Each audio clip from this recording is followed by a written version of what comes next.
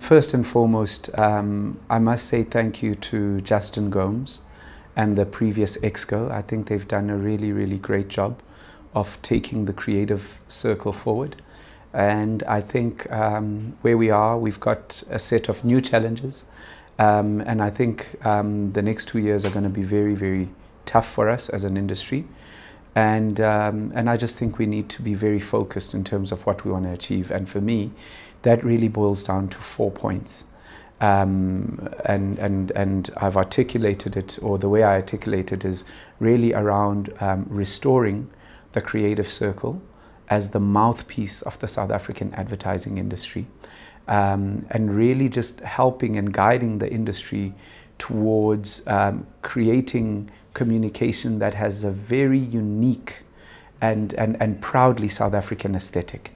I think that's something that's quite important. How do we get to a place where, as much as we celebrate any kind of work that comes out of this country, but we really start to encourage work that can only be made here, or work that just in its fabric speaks to what our country is about.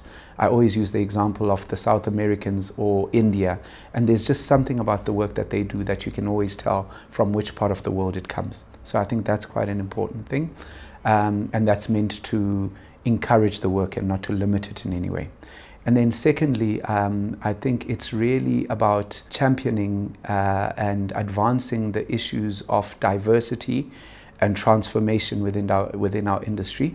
I think that is imperative at this time. I think if you look at what's happening in our country, if you look at what's happening, whether you go all the way from education up until the land issue, up until all these things that we are grappling with, I think there is more pressure on us to be a diverse and a transformed industry now than ever before. And I think that's the only way we're going to take our clients' businesses forward. So that's really important, which also leads me to number 3, which is really about continuing to strengthen the relationship between the creative industry and marketers, and to promote creativity as an effective business tool to that fraternity. The fourth and the last one is really about advancing and really collaborating where we can in terms of our education efforts.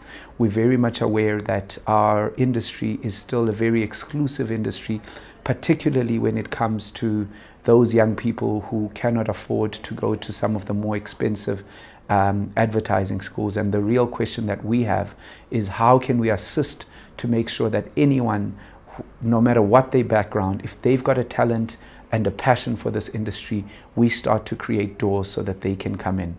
I think those are the main 4 points that I would like to focus on in the next 2 years.